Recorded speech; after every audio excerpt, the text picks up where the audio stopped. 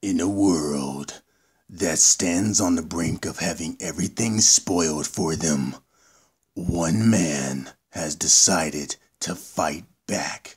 Mr. President, you have to listen to me. The spoilers are coming, okay? They're coming right now. Just calm down there, son. Now, tell me, what kind of spoilers are we talking about here? What kind of spoilers? Big spoilers. Indiana Jones big spoilers. Mission Impossible. Die Hard. Fast and Furious. Take your pick. Oh, just calm down there, son. I got a whole nation to look after here, including the world. So I need to take this all in. There's just no time. Somebody get this whack off out of here. Now, all alone, he'll have to take the fate of the world inside of his hands. I'm on my own now. I have to take the fate of the world inside my hands. This summer, Chewels Frambois will be in. Spoiler warning. You can't stop me, you know. I'm gonna warn everybody. What are you, some kind of spoiler warning? Drawing things for complete strangers, but my parents will probably watch this. So I guess they're not our strangers completely. Bad art. Yellow. And welcome to another episode of Bad Art. Video series where I draw things and I talk things. And today we're going to be talking about action movies. So like there's a couple rules to action movies. As far as like, you know, the basics, you know, like if a car tumbles down a cliff, it's going to explode. If a car is flipped upside down, it's going to explode. Whether it explodes on impact or if there's gas leaking and there's like a fire somewhere, it's going to explode. You know, if you're a driver, a pilot, or a captain of a ship, you are most likely going to die. Mainly for those first two. Like you're a driver or a pilot, and you're not the hero of the movie or even like the secondary, you're gonna die.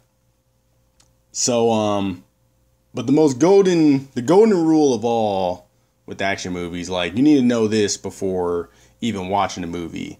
The golden rule is to suspend disbelief.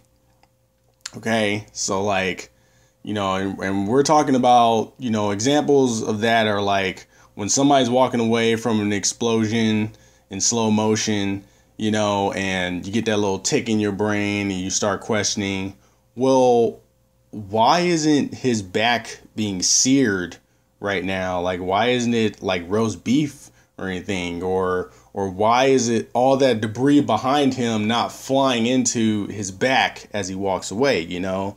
Like, that's the point where you suspend disbelief, you know? But, like, lately, action movies have been going beyond suspension, you know, where it's like they're asking for too much. I mean, you know, when you're watching Die Hard, the first one, and, you know, John McClane's sitting there barefoot, walking on glass, I mean, that's pushing it. You know, I'm pretty sure we've all had a piece of glass or cut our foot on some glass at least once in our lives. It's not comfortable, and you pretty much are useless as far as using your feet until you get that situation taken care of. So him walking around on glass barefoot in the movie is just, you know, you're pushing the limits, but at the same time, you know, suspend disbelief. Everything's fine, okay? You know, same with like Lethal Weapon.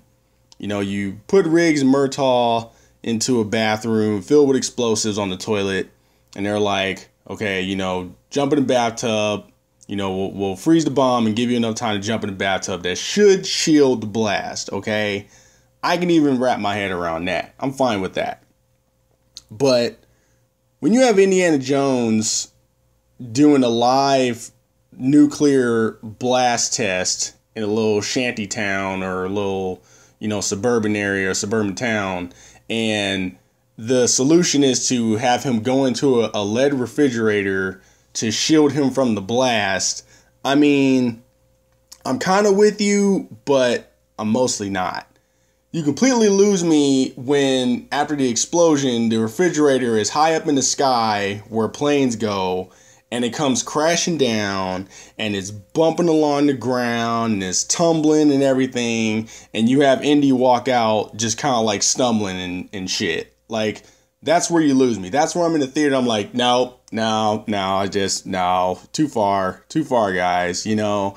And it just ruins the whole movie for me, because for the remainder of the movie, I just keep going back to that. Like, when they're driving 2 Jeeps in the jungle and Shia LaBeouf's having a little sword fight on the 2 Jeeps and stuff, it's just like, that's asinine. It looks cool, but at the same time, it's just like, I just keep going back to the refrigerator incident. I'm just like, oh, it's just, I can't believe they did that, you know?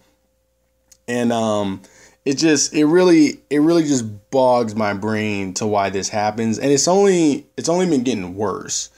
Now, there's some movies that get a pass on this, you know, like superhero movies, for instance. You're talking about people who got superpowers, you know, where they got super strength and they're indestructible and everything like that. So they can get away with it. But even then, they're kind of pushing it. Like Marvel, especially, for example, is starting to push it a little bit, like with Iron Man, where, you know, they have him getting blasted out of the air with missiles, and, you know, they have him crash land from the sky, bouncing around, hitting trees and everything like that. And he's walking out of his suit kind of like a little disoriented. I mean, try and remember, people, that this is a regular human being inside a suit of armor. I get that the armor is protecting him to a certain extent, but there are limits, people, okay? It's like this isn't Rubber Band Man here that we're talking about, you know? But for the most part, superhero flicks, they get a pass on kind of like just being outrageous with the action. Other movies that get a pass are movies like Kingsman, or Wanted, Shoot 'Em Up, Crank, you know, movies that like are very well aware how asinine they are. Like, we're talking about people, like, when they made these movies, like, they were just like, look, okay, we just smoked all the weed in California, you know, we did all the shrooms in every college campus, and now we're all going to sit down at this desk and write an action movie, right? And it's just going to be the craziest shit you can ever think of. Like, those movies like that, those get a pass as well. It's like they're fully aware of what they're doing. Like, they're going for that shock moment, you know, that moment where, like, when something happens, like something outrageous happens, you know, like when a guy whose finger, his like trigger finger is broken, or his entire hand is broken and stuff, and he takes a carrot and sticks it in a gun and starts shooting people like a marksman, like stuff like that, it just makes you laugh out loud. Like, those movies get a pass. And like, in researching this stuff, I've noticed another thing with these movies too, is that it's only the male oriented movies, you know, it's only like the male action flicks that are doing this. When it comes to the females, it's a lot more grounded, or they have like a valid explanation to why they're doing the amazing things that they're doing. Like, you know, for instance, like Underworld, like, she's a vampire, so yeah, of course she can jump from a rooftop down the street level without shattering her legs. And even if she did shatter her legs, she's a vampire, she'll just heal up real quick. You know, Alien Resurrection, Ripley was half alien and half human. So, you know, anything that she did that was out of the ordinary, you know, you can believe that. Even like movies like Tomb Raider and Haywire, from what I can remember, didn't really like get crazy with the female lead, you know. So I've noticed that it's these male lead movies where they just think that, you know, where they just transform them into superheroes, and I don't like it, you know, and they need to stop this. Movies that are getting it right with the action, where it's like just balls to the wall action, you know, most of this stuff makes sense. Like, there's some things where you kind of lift your eyebrow to, but, you know, you let it go. You know, movies that are getting it right is like, prime example is John Wick. John Wick, probably one of the best action movies I've seen in years, you know, was like on point. I mean, yeah, you know, it's kind of, they had the whole thing in the end where, you know, throughout the movie, he's getting shot and cut up and bruised ribs and hit by cars and stuff. But like, they kept it like realistic to a certain extent. You know what I mean? Like when he got hit by a car, he was knocked out. Like, they ended up capturing him. You know, somebody like Ethan Hunt will go and chase someone in a freaking sandstorm, and they'll hit him with the car out of nowhere, and he's still like hanging on for dear life and still has the wherewithal to jump in another car and chase after the person in the middle of a sandstorm, you know, like after he like clearly got hit by a car. Whereas in John Wick, like, he'll get hit by a car and like he gets knocked out and he wakes up like tied up in a chair with them trying to strangle him. You know what I'm saying? Like, that kind of stuff I'm with. You know, like I said, they pushed it a little bit in the end where, you know, he's been nursing this like really deep cut on his stomach throughout the movie. And like, you think he's going to die or bleed out and everything after he exacts his revenge on everyone. But like, he ends up getting up and stapling himself together and goes and gets a dog and walks off into the moonlight, you know? I mean, like I said, it lifts an eyebrow a little bit, but at the same time, like, I'll allow it. You know, that's not, I've seen worse. I've seen a hell of a lot worse, you know. That's no different from, you know, Arnold Schwarzenegger and them getting into shootouts and they get all these bullets, holes, and grazes on their body and they got blood leaking out everywhere, you know. John McClane should have died from blood loss back in Die Hard 2 for that matter. So, you know, that we'll give John Wick a pass. Mad Max is another movie that was just like, was perfect with the action. And there was like crazy shit that was going on in Mad Max Fury Road, the latest one. But like, it was still like grounded to a point where it's like, I could see this happening. You know what I mean? Like, even when he got shot in the head with the arrow, you know, like he had his hand in the way. So they're kind of saying like it went through his hand, it penetrated his head, but not enough to where it was a kill shot, you know, but it was at least enough to kind of like knock him out, to like put him down for a little bit, which is what I liked, you know what I'm saying? Like, and like I said, there was a lot of crazy things going on in Mad Max. I think like the craziest thing where I was getting a little worried was when they were all driving, when the convoy was driving towards driving near the big tornado dust storm type thing in the desert. Like, that was a little out there, but not enough to make me be like, oh, they just ruined the entire movie. You know what I'm saying? So, like, John Wick, Mad Max Fury Road, like, on point. You know what I mean? From now on, action movies need to, like, directors and filmmakers who want to do an action movie need to look at those movies and take notes, okay? Because right now, we're kind of going down the wrong path with the majority of these movies that are coming out. And I'll give you some examples of that. Like, let's get to the art. So, like, what I drew, these are the movies where it's like they've had like these drastic changes, you know, where they just completely flip the concept on top of its head. You know, they're all guilty of this. Like, they've all started out as this grounded movie where it's like this grounded standard action flick. And like 5 or 6 movies later, now the main characters went from being everyday guys to like freaking superheroes. You know what I'm saying? For example, Ethan Hunt, you know, like back in the first Mission Impossible, you know, he's dropping down in rooms and using his acrobatics to not set off alarms and stuff to keep his body still and balance his weight out. Like, that's cool, man. I'm fine with that. You know, jumping off of a exploding helicopter and having the blast shoot him back onto the train, I can deal with that stuff. Still, once again, like, back should have been seared. You know what I mean? Debris should have been flying towards his skull, but whatever. I can deal with that. But then, like, you know, they're even having like fight scenes on motorcycles where they're doing like martial art motorcycle type shit, right? Where they start losing me is the 4th Mission Impossible, where he's climbing that building in Dubai. I think, what is it called? Like, I think it was like the Burj Khalifa or something. He's climbing a building. And, you know, and this whole scene is fine. This whole scene is great. Like, the build up is awesome. He's climbing up the building. They got these real good shots of him. You know, his gear's malfunctioning and stuff. And he's hanging on for dear life. And he gets into the building at the last minute before the other glove malfunctions, and it's like he's got to get back down to where he started in a certain amount of time to finish the mission. He's got no gloves, so he can't climb down, so he takes like a fire hose or whatever, and John McClane's it out the window down the side of the building. I'm cool with all this stuff.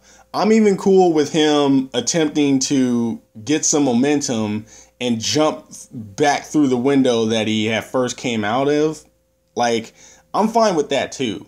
It was a good touch to have it where he kind of like misread it or misjudged the leap, and he knocks his head against the window sill and kind of falls out. Like, I was completely fine with that. But once they cut to him like still conscious, hanging off the side of the building, like his partners are hanging on to him, and he's like also attempting to like pull himself back up into the building. That's where I'm just like, come on, dude. Like, he just literally knocked his head against the freaking windowsill, against the frame. How the hell is he still conscious? Like, why couldn't he just be passed out just to keep it somewhat realistic? Like, that's the stuff where it's like they just lose me, man. There's just so much buildup. Die Hard's guilty of that too.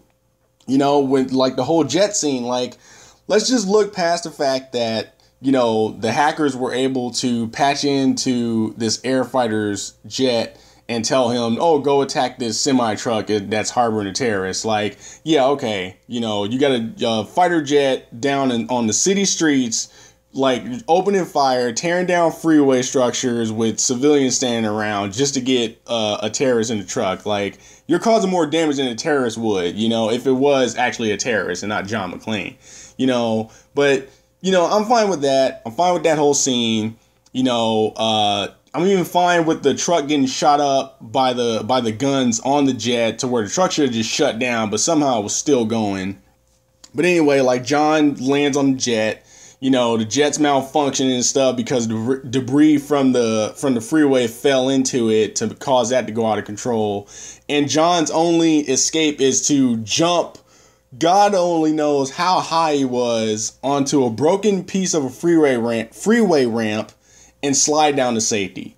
And I'm just like, oh my God, dude, like, how many ways could he have died on this scene? Like, I mean, let's say you didn't shatter your pelvis after hitting the pavement, right? By the time you finish sliding down to safety on that freeway ramp, you have no back anymore. Like, all your skin and your bones and muscles and nerves and everything is left on that freeway pavement, okay? And we're not even going to talk about the controlled explosion from the jet that was behind him, that should have cooked him like it was a freaking oven, But it's like, that's what I'm saying. And then, like, Fast and Furious has been getting like out of control ever since maybe the fourth movie, or was it the fifth movie? I can't even remember anymore. But like, in the sixth movie, let's just look past the whole thing of, this tank is just rolling down the freeway. It's just flattening cars left and right. But somehow Tyrese's car, his Mustang, can hold off the pressure of this tank and not get crushed immediately, right? Let's go ahead and overlook that. That's fine. Just keep on going, guys. Good scene regardless, right? But you sit up here, you end it with having Michelle Rodriguez getting flung off of the tank, and you have Vin Diesel crashing his car into the guardrail to fling himself into her to meet midair and grab her out and land safely across to the other freeway onto a car, and they're both still alive. Like, if anything, like, let's say that they didn't collide and fall down to their deaths together, like, Vin Diesel should have exploded through Michelle Rodriguez and got to the other side of the freeway and smashed into a car that way and then died. Like, that's what I'm saying is, like, the setup to these stunts are really good. The ideas are good. I'm feeling them, but it's just the finishing act is where, where you just go beyond suspending disbelief, is just where you lose me, and it's killing me, man. And it's like you're turning these people into superheroes now when they're supposed to be like regular people. Like, I don't care how much training Ethan Hunt has. It's like, if you drown and get revived, like you're not getting up and immediately chasing somebody through like the streets of wherever city that they're in, you know, in cars and motorcycles and stuff like that. I'm sorry, it's not happening. You're not that good. You're not that resilient. Okay, so my whole thing is like they just like they did with the Expendables, where they got all the old action stars together to do one big action movie. They need to get these new, or not even new, but they need to get people like Tom Cruise, Bruce Willis, Vin Diesel, you know, go ahead and throw Jason Statham in there. Rupert Friend is probably going to join them pretty soon in the new Hitman movie. I'm pretty sure he's going to do some asinine things in that movie. But like, they just need to get all these people together and just call the movie The Indestructibles. And that way everybody can get all these like asinine stunts out of their system, okay, and get over with. Like, that's what they need to do. And that's where I'm going to end it right there, because, you know, I'm so worked up right now, and this drawing looks like crap. I really messed up the building. Like, the first half started out good, but then the bottom half, I don't know what the hell I was thinking, but, you know, maybe next time. So, yeah. But anyway, that was it for today. You all take it easy. Be safe out there. In closing, just let you know too, I'm going to be starting school next week. So that's going to play a factor in the whole production of bad art. It's like, I'm not taking a hiatus or anything like that. I'm still going to do it. It's just not going to be posted. Like, it might not be posted every week like I've been doing it. Like, there may be like a week or two that goes by and then a new one will get posted. The best way to find out about any of that is just to follow me on Twitter. I'm at the Chewels. You know, follow me on Instagram at ChewVision. So like, if you ever need to get a fix or whatever, because I'm always putting up drawings and sketches on my Instagram. So if you need a fix or whatever, or see what I'm thinking or what I'm drawing, like, go over there and check it out. So yeah, but yeah, I gotta start school, and gotta have priorities, man. I gotta be able to focus on some things. Like I said, it's not like there's a hiatus or anything like that. It's just they're not gonna be posted like they normally were. So work with me on that for a few months, and eventually we will get back to basics again and get back to a regular fixed schedule. But until then, just wanted to give you a heads up on that. So on that note, I'm out. That was, or crap, dang it, whatever. That was bad, but it could have been worse. And I'm out.